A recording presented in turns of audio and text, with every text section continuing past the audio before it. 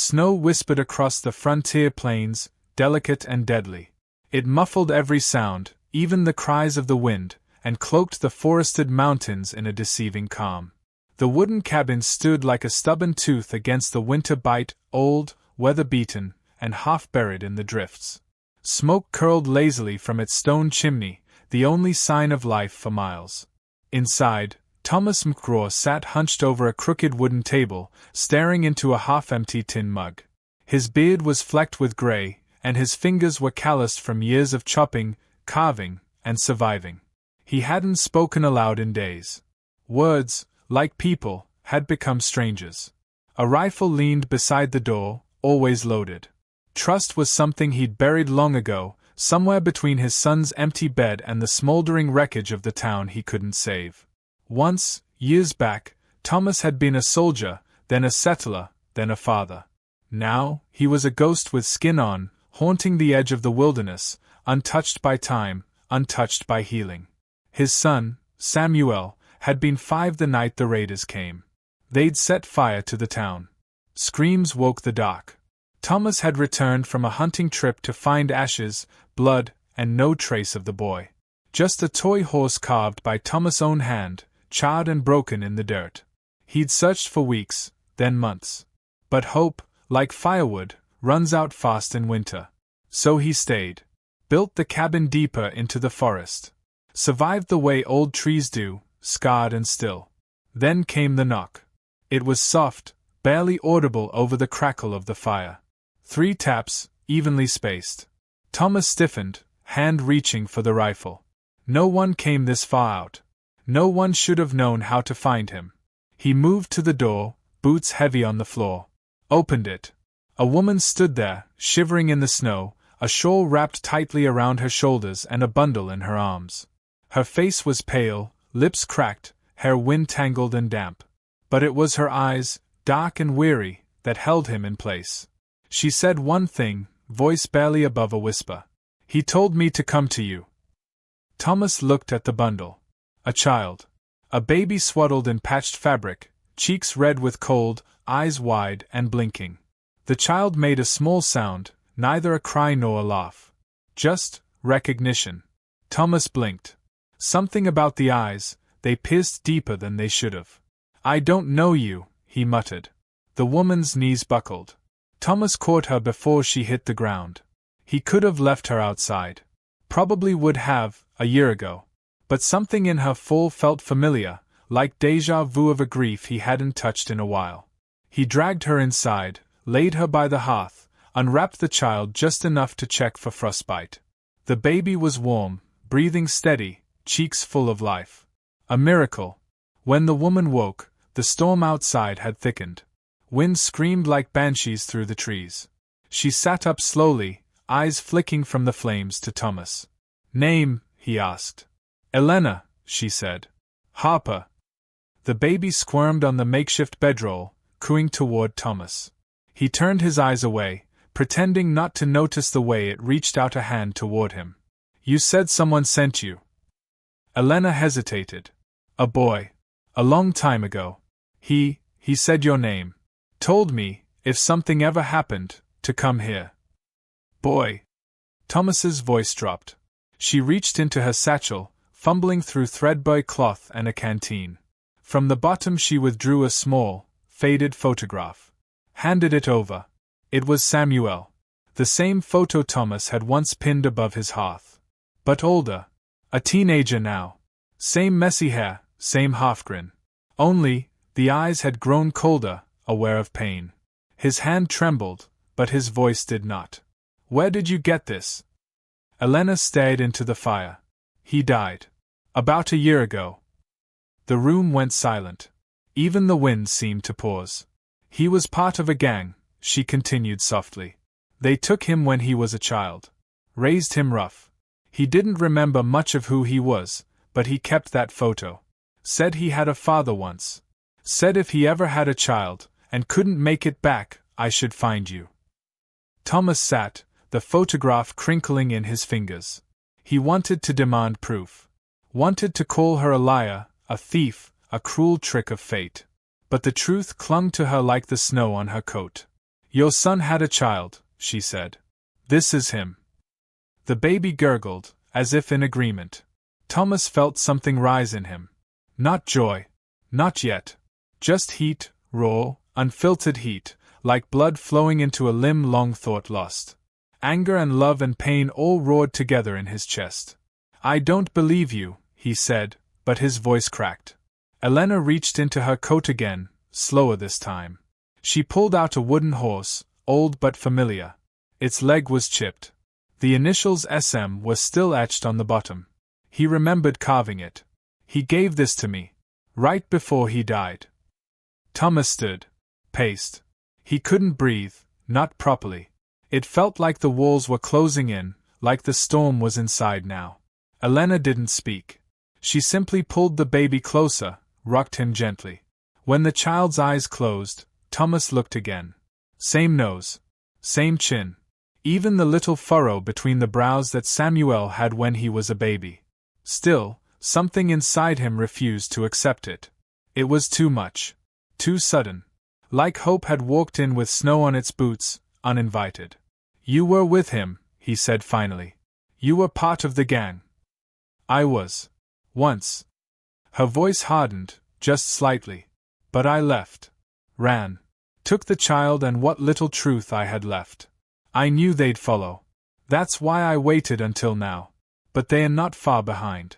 If they find me. Thomas's eyes narrowed. Then why come here? Why bring him to me? Because he asked me to. And because you're the only one who might care enough to keep him alive. Outside, the storm howled louder. Thomas walked to the window, looking into the snow-covered pines. For the first time in 5 years, he didn't feel alone in the cabin. But he did feel watched. Far off, barely visible through the curtain of snow, a shape moved among the trees. He closed the curtain slowly. Behind him, Elena whispered, "They'll come. Sooner than later." He didn't turn around. Just whispered back, "Let them come." The days that followed moved like snowmelt, slow, cold, but certain. Elena stayed in the cabin, rarely speaking unless asked. Thomas watched her, studied her quiet patterns. She moved like someone used to looking over her shoulder. Even while feeding the child, her eyes flicked to windows, doors, corners, always calculating distance, always preparing to flee. The baby, though, was different. His name was Samuel, she'd said. Not Sammy or Sam, but Samuel, as if the name itself bore the weight of generations. He laughed freely, tugged on Thomas's beard with stubby fingers, grinned at the rattle of the old tin spoon. He brought color to the place, and it unsettled Thomas more than he'd expected. Every giggle from the boy cracked some frozen corner of his soul. Elena was cautious with Thomas. She didn't overstep, didn't question his routines. But one evening, while stirring a pot of beans, she finally asked, "Why'd you stay out here all these years?" Thomas answered without turning. "Because the world didn't ask me to come back." She nodded, accepting the answer like someone who understood more than she let on. Silence lingered, stretched by the wind outside. Then, the baby sneezed, and they both turned, two broken people watching a new life that had yet to be touched by the world's cruelty. That night, Thomas dreamed of fire again. Not the fire that took the town, but another, smaller, more controlled. He sat with Samuel, his real son, carving wood by the firelight. The boy laughed. He was older now, maybe 12, maybe 15. It was hazy. The boy held a knife, trying to whittle like his father. When Thomas looked away, the laughter stopped. He turned back to see smoke rising from Samuel's shirt. Fire licking his chest. The boy looked at him, silently, eyes pleading, then blackened. Thomas awoke with a gasp, sweat chilling his skin. Outside, the wind screamed. But under the howl, something else stirred, a shift in the air, a presence. He rose, rifle in hand, and crept to the window. Trees danced in the dark, bending beneath the storm's breath. But on the ridge, just beyond the line of pines, a faint glow pulsed, an ember, maybe. A campfire. Or warning. By morning, the snow had hardened into ice, clinging to every branch and roof tile like bone. Elena stepped outside to gather wood and found a bird nailed to the doorframe. A black crow, wings stretched unnaturally wide. Its eyes hollowed out. A message. She dropped the bundle of wood. Thomas saw it and didn't speak. He simply took the hammer down from the peg and pulled the nails free. The crow hit the snow with a soft thud. He buried it near the shed, without ceremony. Later that day, he noticed Elena sitting alone by the hearth, her fingers gripping a tarnished locket. He didn't ask what was inside. She didn't offer. Instead, he said, "They've found you." She nodded. "They won't stop." Thomas poured water into a kettle, watching steam rise. "Tell me about them." Her voice was even. "The Black Oak Riders. Outlaws, scavengers. Reed leads them now, vicious bastard. He's the one who raised Samuel after they took him. Trained him like a hound. Samuel hated him, even as a boy. Said he remembered a warmth once, but it faded like smoke." Thomas clenched his jaw. "You rode with them?" "For a time," she said. "There was no choice. And when I found one, I clung to it." He didn't respond. What was there to say? Guilt had its own language, silent, slow-burning. The next day, the baby developed a cough. Rasping, high-pitched. Elena panicked, rocking him, whispering half-prayers. Thomas felt helpless. There were no doctors for miles. No medicine. Just bitter herbs and what hope could be boiled. He saddled the old mare before dawn. The storm was weakening, but ice made the trail deadly. Elena tried to stop him, eyes frantic. "You'll die out there." He looked at the baby. "Then I'll die trying." The ride was brutal. Wind sliced his face. Hooves slipped on rock. Somewhere along the ridge, the horse lost footing, and Thomas went down hard. He rolled into snow and hit rock beneath it, his ribs screaming. He couldn't stand. Couldn't breathe. The sky above was endless gray. Then came the growl. Wolves. A pack, circling, drawn by blood and motion. Thomas fumbled for his rifle, breath fogging too fast. He fired one shot. It scattered them, but not far. They lingered, teeth glinting, yellow eyes watching. Another growl, closer. Then an arrow hissed through the cold, finding a wolf's flank. Another arrow, another body. The wolves scattered for good, fading into the woods. A figure emerged from the trees, tall, wrapped in deerskin and silence. A bow slung over his shoulder. Dark eyes under a fur-lined hood. He said nothing, only extended a hand. Thomas hesitated, but the pain made the choice for him. He grabbed the hand. The man led him to a cave tucked beneath the bluff. A fire was already crackling there. The air inside was warm, thick with the scent of cedar and ash. They sat in silence. Eventually, Thomas asked, "You following me?" The man didn't smile, but his voice was steady. "No. Watching." Thomas recognized the voice, years old, buried in memory. Seme. A trapper from the Lakota, once an enemy in a different lifetime. They'd crossed paths long ago. That time had ended with blood. "I thought you wanted me dead," Thomas said. "I did," Semi replied. "Now, I want you to live." They talked as the fire crackled, not like friends but like men who'd seen too much of the same thing from opposite sides. Semi spoke of a daughter, taken during a skirmish. Never found. "Pain," he said, "makes us all brothers." At dawn, Thomas rode back, every breath a blade in his chest. When he arrived, Elena ran out, baby in arms, tears streaming. She thought he'd died. He handed her a pouch of bark and root from Semir. "Boil this with honey. For the cough." She took it, hands shaking. That night, as the baby slept peacefully for the first time in days, Thomas sat beside the hearth, Elena beside him. "I need to know," he said, "about Samuel." The end. She told him everything. How the boy had shielded her and the baby during a shootout. How he'd been shot in the back while running toward her. His last words were, "Take him to my father. He deserves a better life than I had." Thomas didn't cry. Not aloud. But his fingers gripped the wooden horse she'd brought like it was the only thing anchoring him to the ground. "He was brave," she whispered. He died protecting us. Thomas looked at the child. His grandson. The last living part of his son. The storm had passed, but another loomed on the horizon. He could feel it. A reckoning was coming. And this time, he wouldn't run. The air was still, unnaturally still, like the world itself was holding its breath.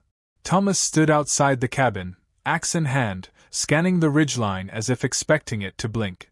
The forest no longer sang. No birds, no wind, just the faint creak of snow shifting above the trees. The enemy wasn't days away, they were near, close enough to hear the smoke curl from his chimney. Inside, Elena packed quickly, methodically. A canteen, blankets, a sack of dried meat. She didn't speak, but the tremble in her hands said enough. The baby slept soundly in the cradle Thomas had carved the week before, unaware that his world was ready to shatter again. "They'll come at dusk," Thomas said, entering. "That's when men like Reed like to move. Shadows keep cowards brave." She nodded without looking up. "Then we don't have much time." Samir arrived just before sunset, as if summoned by instinct. He carried no rifle, only his bow and a pack of crude traps. He moved like the forest itself, silent and certain. Thomas greeted him with a nod, and Samir returned it with a quiet stare toward the child. "He's the last of your son," he said. Thomas grunted. "And I aim to keep him that way." They worked in tandem. Samir laid traps in the surrounding brush, pitfalls, snares, tripwires. Thomas reinforced the cabin, barricaded windows, fortified the door with beams, scattered broken glass near the back window. Elena took the rifle and stood watch with a resolve that had hardened into something colder than fear. As twilight bled into night, the world shrank to the size of the cabin. The fire inside danced like a heart under threat. Thomas checked his pistol for the third time. Sammy sat near the door, eyes closed, not sleeping, listening. Then came the whistle. Low. Mocking. Another answered from across the trees. A signal. Thomas whispered, "They are here." Shadows flitted between trees. Then movement, 5 figures at least, maybe more. Boots crunching snow, metal glinting beneath wool coats. One man stepped forward, tall, cloaked, a scar down his cheek like a river through stone. "Reed." "Elena," he called, voice oiled with venom. "You made it hard to find you. That ain't polite." No response. Thomas kept his rifle aimed through the slats in the boarded window, finger steady. Reed chuckled. "Thought you could run with my blood? Thought you'd get far with what's mine." A bottle sailed through the air, crashed against the roof. Fire erupted. Oil and flame raced along the shingles. Smoke clawed its way inside. Sammy moved first. Opened the back hatch. "Get the child out," he hissed. Elena grabbed the baby and the satchel. She moved toward the hatch but froze when glass shattered. A man climbed through the side window, gun drawn. Thomas fired. The invader dropped before he hit the floor. "Now!" Sammy barked. Elena vanished through the hatch. Sammy followed. Thomas lingered, tossing wet blankets onto the fire spreading above. Then he heard it, footsteps inside. Reed burst through the door, pistol in hand. His coat was scorched at the hem, his face twisted with rage.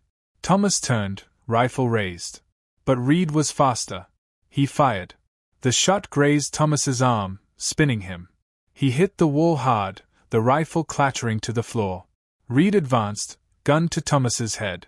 "Should have stayed dead, old man." Before he could fire again, a shot rang out from behind. Reed jerked, stumbled.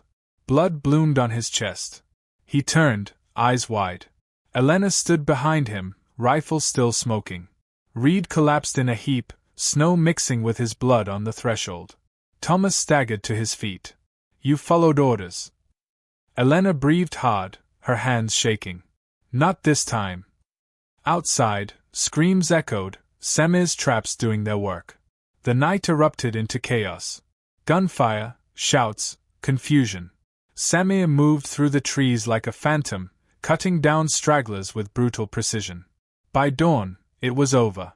5 bodies lay scattered in the snow. The cabin, scorched and splintered, still stood, barely. The roof had caved partially on the left side, and smoke had blackened the walls. But the fire had died, and so had the threat. Thomas buried the bodies behind the barn, marking them with nothing. Only Reed received a stone, not for memory, but for weight. Inside, Elena sat beside the child, feeding him with trembling fingers. Sammy stood by the window, watching the horizon. "Will they send more?" Elena asked. Sammy shook his head. Reed was their spine. "Without him, they'll scatter like rats." Thomas didn't answer. He stood before the baby's cradle, one hand still bandaged, the other tracing the rim. The boy looked up at him, eyes curious, patient. "He needs a name," Thomas said softly. Elena turned to him, startled. "You should choose." Thomas knelt. "Samuel. Like his father. But not for memory, for strength." The boy cooed, unaware of the legacy resting on his shoulders. Later that day, Sammy prepared to leave. His bag was light, and his bow rested across his back. Thomas walked him to the edge of the trees. "You could stay," he offered. Sammy gave a quiet smile. "I belong where ghosts sleep." They clasped hands. No words of thanks. No speeches. Just a shared silence that said enough. As Sammy faded into the forest, Thomas returned to the cabin. The baby slept soundly now, curled in furs, safe for the first time in his short life. Elena stood nearby, watching him, eyes soft and distant. Thomas took a deep breath. The cabin was damaged, the land scarred, the future uncertain. But for the first time in years, he didn't feel lost. Outside, snow began to fall again, gentle and clean. A fresh layer, hiding what came before. But this time, the past had not been buried, it had been faced, fought, and turned into something worth carrying. Thomas stepped outside, lifting a new beam to the roof. The cold bit his fingers, but he smiled anyway. Some things were worth rebuilding. Spring came slow to the mountains, like a shy guest unsure of its welcome. The snow melted in patches, revealing stubborn grass and stone. Trees stretched their limbs toward the warming sun, and birds returned in cautious flocks. The cabin, scarred but standing, was alive again. Smoke drifted gently from the chimney, and the air no longer carried the scent of fear. It smelled of pine, of earth, and something Thomas hadn't known in years, possibility. He stood at the edge of the garden, sleeves rolled, dirt under his nails. The soil was stubborn, but he worked it anyway. Beside him, Elena knelt with a small satchel of seeds. She scattered them slowly, reverently, as if each one might become a tree if treated kindly. The baby sat nearby in a basket lined with fur, gurgling to himself and chewing on a carved spoon Thomas had whittled. They spoke less these days, but the silence had changed. It wasn't heavy now. It breathed between them, like music that didn't need words. Elena had stopped flinching at sudden sounds. She laughed sometimes, quietly, like someone remembering how. Her eyes no longer darted to the tree line every time wind moved the branches. The child, Samuel, was growing fast. His first steps had been awkward, wild-armed and wide-eyed, crashing into Thomas's leg with a thud. The old man had lifted him with a grunt and almost smiled. That night, he carved a tiny boot from cedar, left it on the boy's pillow. Elena found it before Samuel could. She held it like something sacred. But even as the land softened, Thomas's heart held caution. The past doesn't vanish with the snow. It roots itself in shadow and waits for the next cold season. He still checked the rifle each night. Still set traps along the far ridge. The scars were quiet now, but they hadn't faded. One evening, Elena placed a folded letter on the table. She'd been writing it slowly over weeks, in pieces between chores and lullabies. Thomas read it by lantern light. It was addressed to Samuel, not the child, but the man he would someday become. In it, she told him everything. About the world before him. About his father. About the man who'd raised him in fear, and the man who saved him from it. She spoke of blood and loss, of running, of choosing to fight. And then she wrote something that made Thomas stop reading. She'd written, "Your grandfather saved us all. Not with guns or fists, but with something stronger.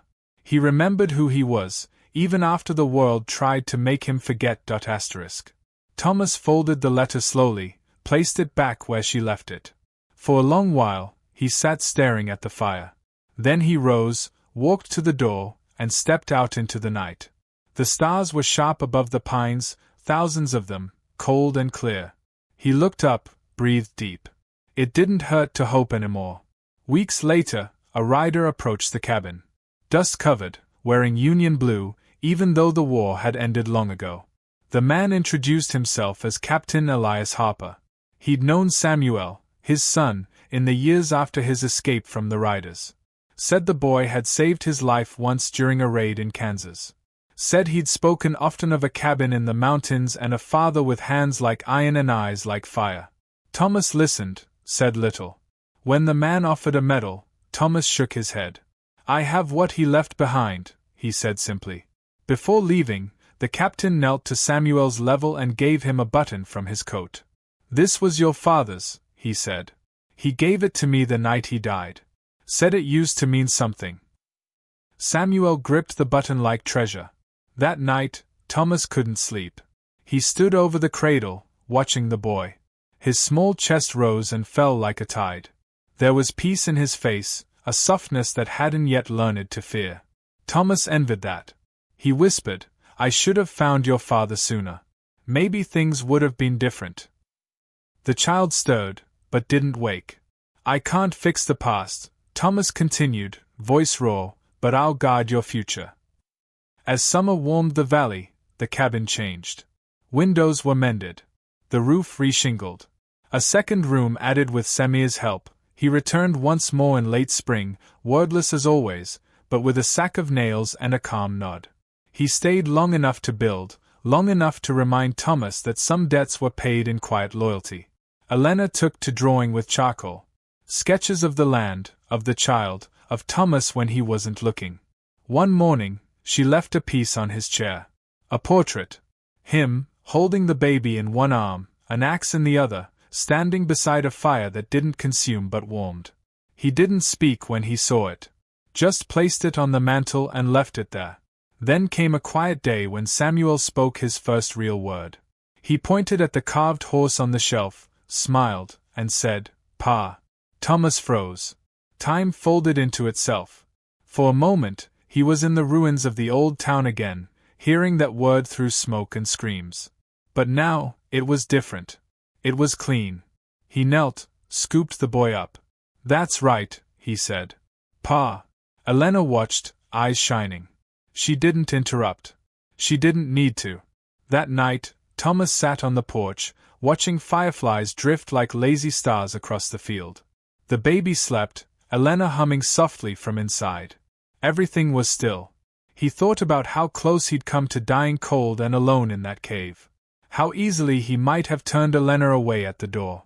How the world had tried to kill the last good parts of him, and failed. A figure approached from the tree line. Just a shadow at first. He reached for his rifle, but stopped. The figure was lean, cloaked in wolfskin, and carried no weapon. "Seme." He nodded once, the way only old warriors do. Then he turned and disappeared again, back into the forest. Thomas didn't follow. He simply whispered, "Thank you." The stars overhead blinked quietly, unmoved by the lives below. But something had shifted. The cabin no longer felt like a tomb. It felt like a beginning. And as the wind rustled through the tall grass, the past no longer chased Thomas McGraw. It stood beside him, accepted, finally at peace. **/ call to action, **. If this story moved you, share it with someone who still believes in second chances. Leave a comment below and tell us what you would do if the past knocked on your door holding your future. Don't forget to like, subscribe, and join us for more stories of resilience, redemption, and the quiet power of love.